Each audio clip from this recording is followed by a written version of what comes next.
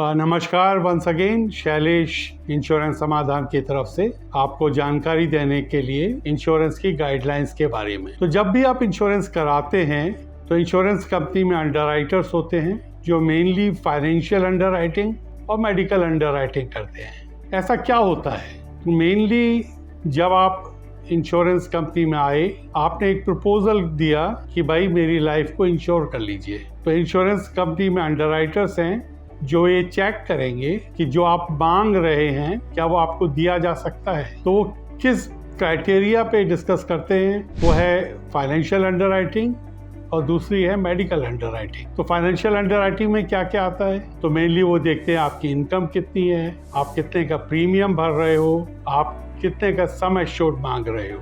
तो sum assured का एक फॉर्मूला होता है which means money on death, कि आपकी डेथ हो गई तो कितने पैसे आपकी फैमिली को मिलेंगे। तो वो एज से रिलेटेड है, एज और इनकम। फॉर एग्जाम्पल, यदि आपकी उम्र 25 साल है और आप 10 लाख रुपए साल कमा रहे हो, तो ये माना जाता है कि अगले 35 सालों तक आप और कमाओगे। तो एक 30 का मल्टीपल लग जाता है, विच मीन्स यदि आपकी 10 लाख रुपए इनकम है तो दैट 30 से यदि हम मल्टीप्लाई करें तो 3 करोड़ तक की इंश्योरेंस आपको दी जा सकती है। इसी तरीके से यदि आपकी उम्र 50 साल है और आप 20 लाख रुपए कमा रहे हो, तो ये माना जाएगा अगले 10 साल और कमाओगे तो वहां पर 10 का मल्टीपल लगेगा और 10 multiplied by 20, that mean 2 crore रुपए की इंश्योरेंस दी जा सकती है। एक और गाइडलाइन है जिसको बोला जाता है एंटी मनी लॉन्ड्रिंग। तो बहुत सारे लोग इंश्योरेंस के तरीके से अपने लिए एक वेल्थ क्रिएट करते हैं। यदि मेरी आमदनी कम भी है और मैं टैक्स नहीं दे रहा तो मैं ज्यादा प्रीमियम दूंगा, ये सोच के कि जब मुझे पैसा मिलेगा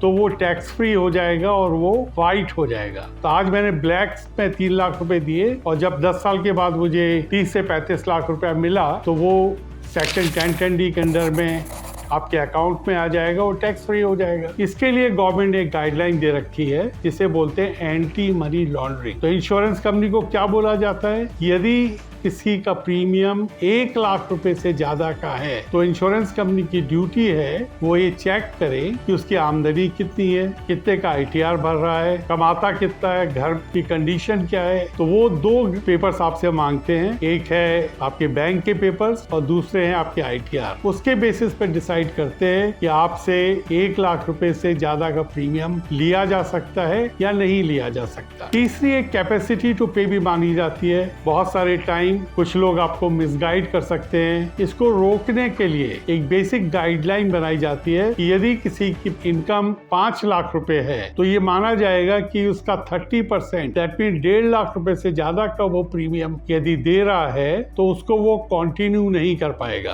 तो एक 30% का फॉर्मूला भी यहाँ पर आता है। ये तीनों पॉइंट फाइनेंशियल अंडरराइटिंग में चेक किए जाते हैं और उसके बेसिस पर आपको इंश्योरेंस दी जाती है। तो जब भी आप इंश्योरेंस लें, आप ये मान के चलें कि कंपनी आपसे कुछ क्वेश्चंस पूछेगी और ये चेक करेगी कि is it worthwhile to give insurance और not. So that is the purpose of our talk today, आपको एक्सप्लेन करने के लिए कि फाइनेंशियल अंडरराइटिंग होती क्या है। मुझे उम्मीद है कि आपको ये पसंद आया होगा। इसी तरीके की और जानकारी के लिए आप देखते रहिए इंश्योरेंस समाधान का ये video channel. Thank you very much.